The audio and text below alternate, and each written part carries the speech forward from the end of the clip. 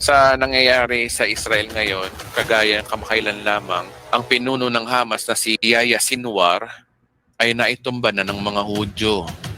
Hindi natin alam kung saan ba hahantong ito at anong magiging epekto nito sa kaguluhan sa gitnang silangan.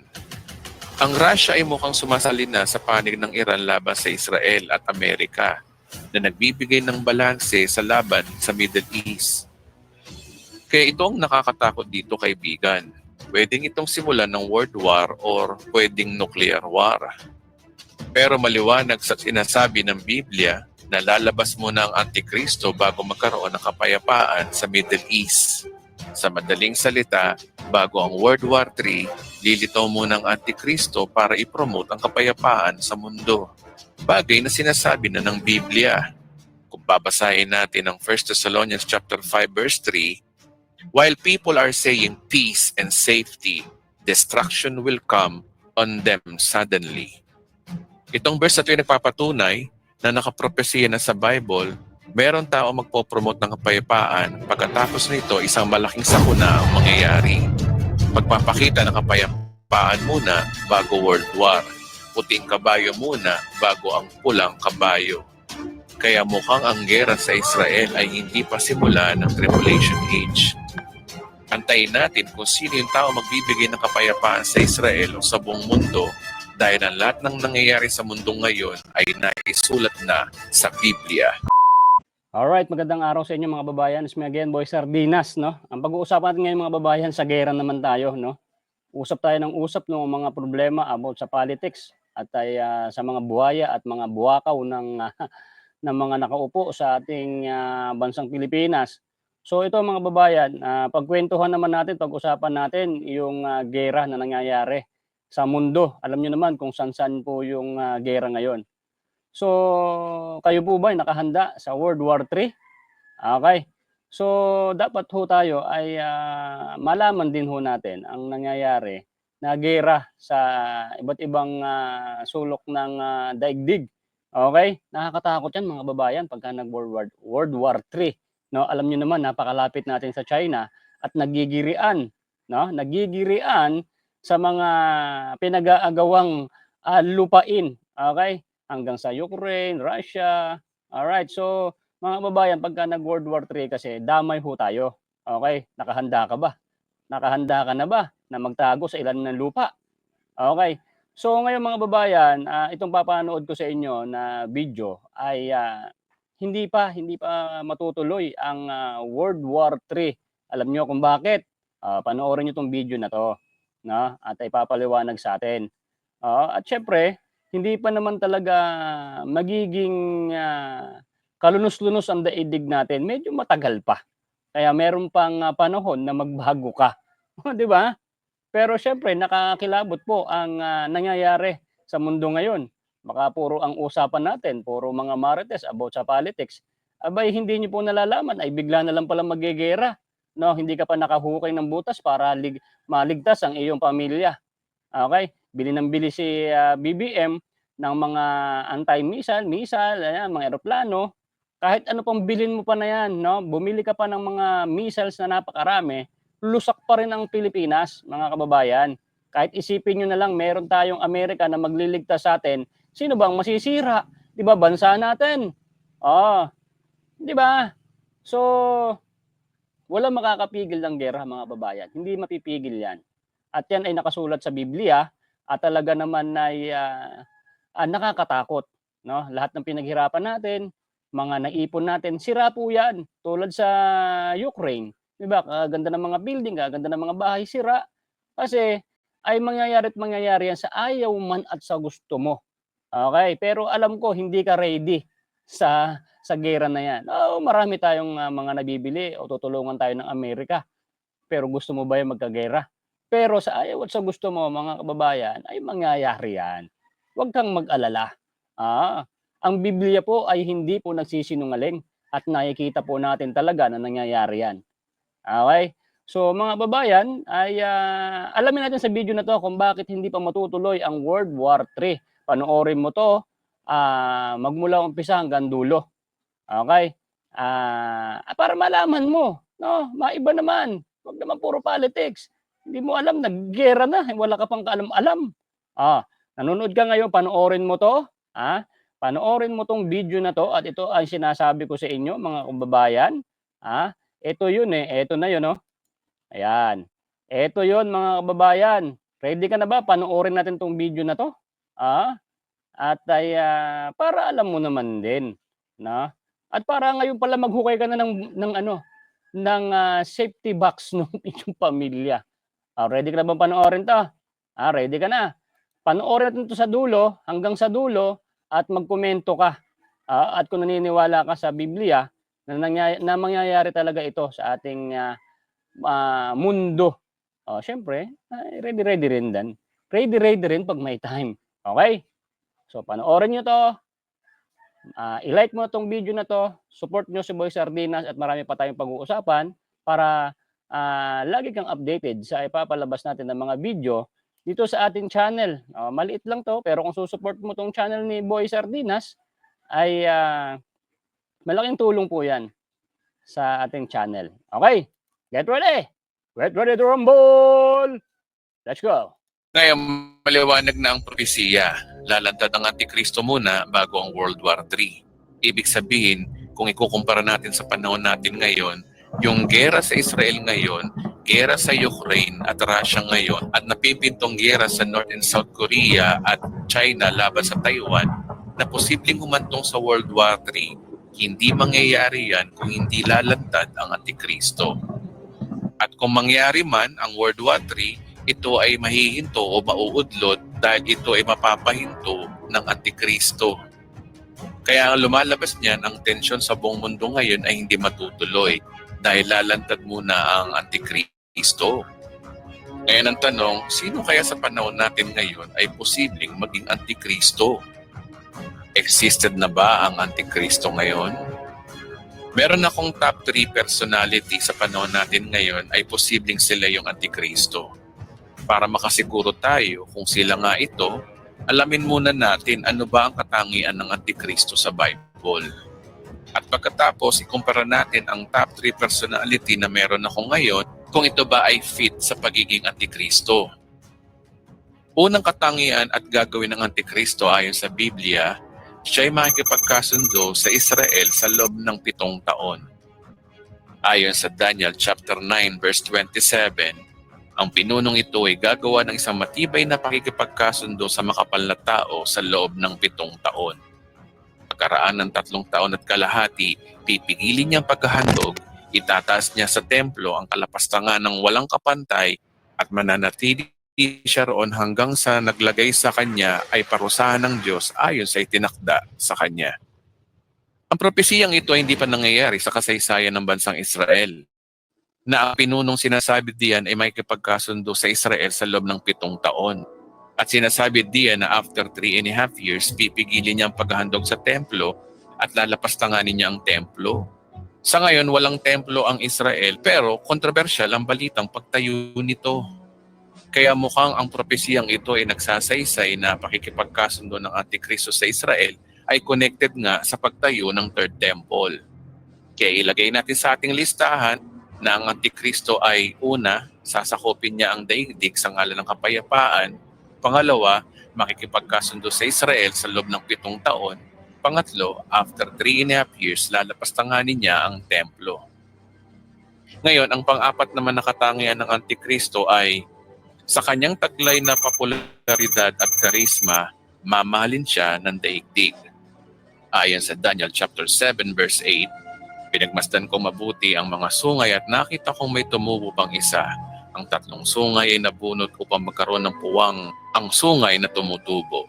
Ang sungay na ito ay may mga mata na tulad ng tao at may bibig na nagsasalita ng sobrang kayabangan. At sinabi sa Daniel chapter 7 verse 25, magsasalita siya ng laban sa kataas-taasan at pahihirapan niya ang mga hinirang ng kataas-taasang Diyos. Tatangkain niyang baguhin ng kautusan at mga takdang kapanahunan. Ang mga hinirang ng Diyos ay ipapailalim sa kanyang kapangyarihan sa loob ng 3 taon at kalahati. Sa mga verses na yan na ang nakatakdang Antikristo ay mararating talaga ang lubos na tagumpay. Makapangyarihan ng kanyang pananalita, Mababago niya ang mga batas ng mundo dahil sa kanyang karisma. At nabanggit nga diyan yung kapangyarihan niya sa loob ng 3 taon at kalahati na connected sa timeline na mangyayari sa 7 years of tribulation. Isa pang katangian ng Antikristo ay may pangyayari sa kanya na magugulantang ang buong mundo. Na yung panglima, magkakaroon siya ng sugat sa ulo na ikamamangha ng daigdig. Kung babasahin natin sa Pahayag chapter 13 verse 3, ang isa sa mga ulo ng halimaw ay parang may sugat na halos ikamatay nito, ngunit ito'y gumaling. Namangha ang buong daigdig sa nangyaring ito at nagsisunod sila sa halimaw. Ayon sa mga Bible scholars, yung sugat na gumaling ay isang figure of speech na ang Antikristo o yung halimaw ay mukhang may magtatangka sa kanyang buhay sa pamamagitan ng assassination. Isang assassination na hindi nagtagumpay na lalong ikinamangha ng buong daigdig. Ang Antikristo ay maaring mamatay ngunit siya'y muling mabubuhay at mamamangha ang buong daigdig. Isa pa sa nakatakdang gagawin ng Antikristo ay pupugutan niya ng ulo ang sino mang hindi tumanggap ng tatak ng halimaw. Ayon sa Pahayag chapter 20 verse 4, nakita ko ang mga kaluluwa ng mga taong pinugutan dahil sa pagpapatotoo tungkol kay Jesus at pagpapahayag ng salita ng Diyos. Hindi sila sumamba sa halimaw ni sa larawan nito, ni tumanggap man ng tatak ng halimaw sa kanilang noo o sa kamay. Pinapakita diyan na sa panahon ng kanyang paghahari sa buong mundo, sa pilitan niyang patatatakan ang lahat ng tao at kapag hindi mo ito tinanggap, ang way ng kanyang death execution ay pagpugot ng ulo. Sa 6 na listahang ito ay mga katangian ng Antikristo ay ayon mismo sa Biblia. Ito ay napaka-biblical, kaya kung gusto ninyong basahin sa Biblia, nakalagay po diyan ang verse sa Bible for your reference. Ngayon, gaya ng sinabi ko kanina, may 3 tao sa ating listahan na posible kaya na sila yung Antikristo. Kaya disclaimer lamang po, ang mga susunod na aking sasabihin ay base sa aking pag-aanalisa at pagtagpi-tagpi ng impormasyon na aking nakalap sa ilang mga Bible scholars, history, at world news. Nasa inyo pa rin ang desisyon kung paniniwalaan nyo ito o hindi. Bagamat may biblical passage akong ipapakita, ito ay sama-sama nating imbestigahan sa pamamagitan din naman ng banal na kasulatan. Ang pangatlo sa top 3 ng ating listahan ay ang Santo Papa sa Roma. Gaya ng binasa natin kanina, ang kabayong puti ay sumisimbolo sa Antikristo. At kapag sinasabing Antikristo, meaning kapareho ni Kristo o kagaya ni Kristo. Sa madaling salita, maka-Diyos ang Antikristo by nature, kaya maaring ang Santo Papa sa Roma ay kandidato dito. What a coincidence din na yung kabayong puti ay kasing kulay din ng geopolitical power ng Santo Papa. Ang kanyang sasakyan na bulletproof ay kulay puti. Ang kanyang helicopter ay puti. At ang madalas niyang kasuotan ay kulay puti. Ito ba ay nataon lamang? Since ang kanyang palagi ang sinasabi ay kapayapaan sa mundo, mukhang pasok siya sa number 1 sa ating listahan na sasakupin niya ang daigdig sa ngalan ng kapayapaan. Bukod dito, pasok din siya sa listahan yung number 4 sa kanyang taglay na popularidad at karisma, mamahalin siya ng daigdig. For the record, alam naman natin na mapapresidente, mapaministro o hari, mayaman man o mahirap, halos lahat ng bansa ay nagbibigay pugay sa kanya kapag dumadalaw siya sa iba't ibang bansa. Pagpapakita na napakataas ng popularidad, respeto at karisma ng Santo Papa sa buong mundo. Kaya pasok siya sa category number 4 sa ating listahan. Ngunit tila imposible ata na may kakayanan siyang mapag-unite ang mga Arabong bansa at Israel.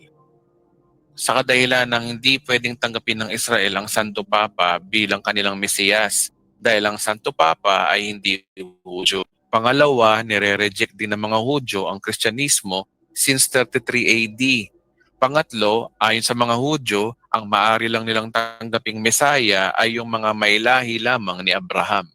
Kaya hindi rin maaaring maging Antikristo ang Santo Papa. Kaya yung number 2 sa ating listahang makikipagkasundo sa Israel sa loob ng 7 taon ay imposibleng magawa ito ng Santo Papa. Pangalawa sa ating listahan, si dating US President Donald Trump. Si dating US President Donald Trump ay napakapopular na world political figure sa panahon natin ngayon. Historically, si Donald Trump ay ika-45 Pangulo ng United States. Isang kilalang American business, socialite, author at television personality. Isang developer ng real estate na nakabase sa US. Alam naman natin at kilala natin si Donald Trump na napaka-trending niya lalo na sa mainstream media, social media at maging sa mga Hollywood movies. Ang kanyang karisma ay sobrang lakas dahil sa galing magsalita nito at sa pagiging prangka nito na dahilan para kagiliwan at mahalin siya ng karamihan. Kilala din natin siyang makadiyos bilang isang protestante. Panoorin po natin ang example na videong ito. I am Christian. I'm a Protestant. I'm very proud of it. Presbyterian to be exact. I'm Presbyterian. Boy, that's down the middle of the road, folks, in all fairness. I have great relationship with God. I have great relationship with the evangelicals. And I go to church a lot, always on Christmas, always on Easter. You can stay if you want it because you need the prayer more than I do, I think. I want to just pray for Arnold if we can for those ratings. My second favorite book of all time. What's my first favorite book? The Bible. 2 Corinthians, right? 2 Corinthians 3:17. That's the whole ballgame. God is the ultimate. I mean, God created this. And, you know, here's the... Sa video niya, maliwanag na nasa side siya ng pagiging godly icon, which is isa nga sa katangian ng Antikristo. At kilala din natin siya na napakalapit din niya sa bansang Israel, lalo na sa issue ng pagpapatayo ng Jewish Third Temple. Gaya ng mga article na ito, nagpapakita na in the past, involved si dating US President Donald Trump regarding sa pagpapatayo ng Third Temple sa Israel. At siya'y laging kinukumpara kay Cyrus the Great ng Persia na sumusuporta sa pagpapatayo ng Jewish Temple sa Israel noong 445 BC. Sa bidyong ito, pinapakita ni Donald Trump ang pag-recognize niya sa Jerusalem bilang capital city ng Israel. Today we officially open the United States Embassy in Jerusalem. Congratulations. It's been a long time coming. Almost immediately after declaring statehood in 1948, Israel designated the city of Jerusalem as its capital. The capital the Jewish people established in ancient times. So important. Today, Jerusalem is the seat of Israel's government. It is the home of the Israeli legislature and the Israeli Supreme Court and Israel's Prime Minister and President. On December 6, 2017, at my direction, the United States finally and officially recognized Jerusalem as the true capital of Israel.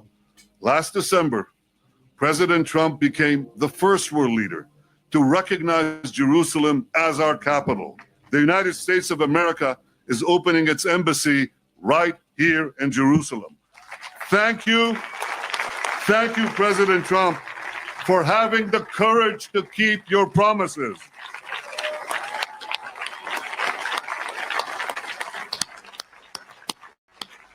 Sa madaling salita, mukhang pasok si Donald Trump sa katangian ng Antikristo na maitayo ang Third Temple sa Jerusalem na gaya ng ating nasa listahan sa number 3. At isa pa sa nakakamangha kay Donald Trump, confident siyang magsabi na kaya niyang hindi mangyari ang mga gyera sa panahon natin ngayon. Gaya ng pangyayari sa labanan ng Ukraine at Russia ngayon, kung siya daw ay presidente ngayon, may paraan daw siya na ito ay hindi mangyari. Panoorin po natin ang example na bidyong ito. I will prevent and very easily World War III, very easily. Before I even arrive at the Oval Office, I will have the disastrous war between Russia and Ukraine settled. It will be settled quickly. I will get the problem solved, and I will get it solved in rapid order and it will take me no longer than one day. I know exactly what to say to each of them. I got along very well with them. Sa videong ito, isang revelasyon na confident siya na may paraan para hindi matuloy ang mga giyera na yan. Gaya na nangyayari sa panahon natin ngayon. Which is ganito talaga ang ugali ng isang antikristo. Isa pa sa pangyayari sa buhay ni former US President Donald Trump ay yung pangyayaring assassination sa kanya noong July 14, 2024 sa Pennsylvania. Sa pangyayaring ito, naging sobrang trending nito sa buong mundo at maraming humanga sa kanya sa pangyayaring ito. Ang pangyayaring ito ay kapareho ng ating listahan sa number 5 na magkakaroon siya ng sugat sa ulo na ikamamangha ng daigdig. Kung babasahin muli natin ang Bible verse, isa sa mga ulo ng halimaw ay parang may sugat na halos ikamatay nito. Ngunit ito'y gumaling na manghambong daigdig sa pangyayaring ito at nagsisunod sila sa halimaw. Kaya ang verse na yan ay medyo nakakakilabot dahil kuwang-kuwa niya yung nangyari kay former US President Donald Trump. Si Donald Trump kaya ang sinasabi sa Bible verse na ito? At ang top 1 sa ating listahan, sabi daw nila, pwedeng isang Muslim ang maaring maging antikristo. Kasi ang Muslim ay may katuruan din na tinatawag na Islamic eschatology. Kung tayo mga Christian ay may Christian eschatology o pag-aaral sa end times, ganun din ang Islam. Meron din silang propesiya sa end times. Ayon sa mga Muslim, bago mangyari ang katapusan ng mundo, lilitaw sa kanila ang kanilang dakilang bayani na tinatawag na The Mahdi. Ayon sa Wikipedia, ang Mahdi ay isang figura ng Islamic eschatology na paniniwalang lilitaw sa katapusan ng panahon upang alisin sa mundo kasamaan at kawalan ng katarungan. Sinasabing siya ay isang inapo ni Muhammad na magpapakita kaagad bago kay Jesus. Ang Mahdi ay binanggit sa ilang mga canonical na compilation ng Hadith, ngunit hindi ito nabanggit sa Quran. Sa Islam, ang Book of Hadith ay isang koleksyon ng mga reports tungkol sa mga sinasalita at ikinikilos ni Propeta Muhammad. At ito ay isang pangunahing pinagmulan ng batas ng Islam at patnubay sa moral. Kaya sa Hadith lang nabanggit ang propesiya ni Mahdi ngunit wala sa Quran. Ayon sa propesiya ng mga Muslim, ang Al-Mahdi ay mamumuno sa buong mundo bago ito matapos. Naghihintay ang Muslim ng isang tagapagligtas ng sangkatauhan. Ayon sa tradisyon ng mga Islam, siya ay lilitaw bago sa mga huling panahon upang itatag ang katarungan at kapayapaan dito sa lupa. Itatag ang Islam bilang tanging religion at mamumuno sa mundo bago ang katapusan ng mundo. Ang nakakaintriga sa propesiya ng Al-Mahdi ay kung ilang taong maghahari sa buong mundo ang The Mahdi na ito. Kung i-google mo kung ilang taon ang paghahari ng Al-Mahdi sa buong mundo ayon sa Islam, ay ito ang sinasabi. In Islamic eschatology, the Mahdi is said to rule the world for 7 years. Ayon sa Islamic University, ito naman ang sinasabi. He will fill the earth with equity and justice as it was filled with oppression and tyranny, and he will rule for 7 years. 7 years? Pero ayon sa Bible, ang Antikristo ay makikipagkasundo sa Israel sa loob din ng 7 years. At mamamatay ang Antikristo after 7 years. Coincident po ba ito? So may possibility kaya na ang The Mahdi ang hinihintay ng Muslim ay yung Antikristo sa Biblia? Well, kayo na po ang mangusga. Ito lang po ay base lamang po sa ating pag-aanalisa. Ayon sa listahan natin, pasok siya sa number 2 na makikipagkasundo sa Israel sa loob ng 7 taon. At isa pa sa nakakamangha sa Muslim ay karaniwan ng kanilang death execution ay pagpugot ng ulo. Wherein, what a coincidence na ang Antikristo ay gagawin niya ito sa mga huling araw. Napupugutan niya ng ulo yung mga Kristiyano. Kung babasahin natin ang Revelation chapter 20 verse 4, nakita ko rin ang kaluluwa ng mga pinugutan dahil sa pagpapatotoo tungkol kay Jesus at paghahayag ng salita ng Diyos. Hindi sila sumamba sa halimaw o sa larawan nito tumanggap ng tatak ng halimaw sa kanilang noo. Binuhay silang pamaghari kasama ni Kristo sa loob ng 1,000 taon. Kaya yung number 6 sa ating listahan ng katangian ng Antikristo, na pupugutan niya ng ulo ang sino mang di tumanggap ng tatak ng halimaw, ay what a coincident din na pamamaraan ng death sentence ng mga Muslim ay pagpugot din ng ulo. Well, make sense na pwedeng isang Muslim o mula sa Arabong bansa magmula din ng Antikristo. Ang tensyon sa pagitan ng mga Arabong bansa at sa Israel, ang tanging solusyon diyan ay nasa parehong panig mismo. Hindi European, American o sino mang religious leader ang pwedeng magpakalma sa pagitan ng mga Hudyo at Muslim, kundi tanging isang Muslim din ang makapagbibigay ng kapayapaan dito. Remember, ang Muslim ay anak din ni Abraham. Sila ay mula sa lahi ni Ishmael na kapatid ni Isaac. At isa sa mga anak ni Isaac ay si Israel. Kaya posibleng kapag anak ni Abraham ang tumulong mismo sa Israel, may kredibilidad itong maging tagapayapa sa pagitan ng mga Arabong bansa at ng Israel, lalo na sa pagpapatayo ng Third Temple. Katunayan, ang pagkakaisa ng mga Hudyo at Arabong bansa ay nakikita na natin sa tinatawag na Abrahamic Family House, Abu Dhabi. Dito ay tabi-tabi ang moske ng Muslim at sinagoga ng mga Hudyo at kasama na rin ang mga Katoliko.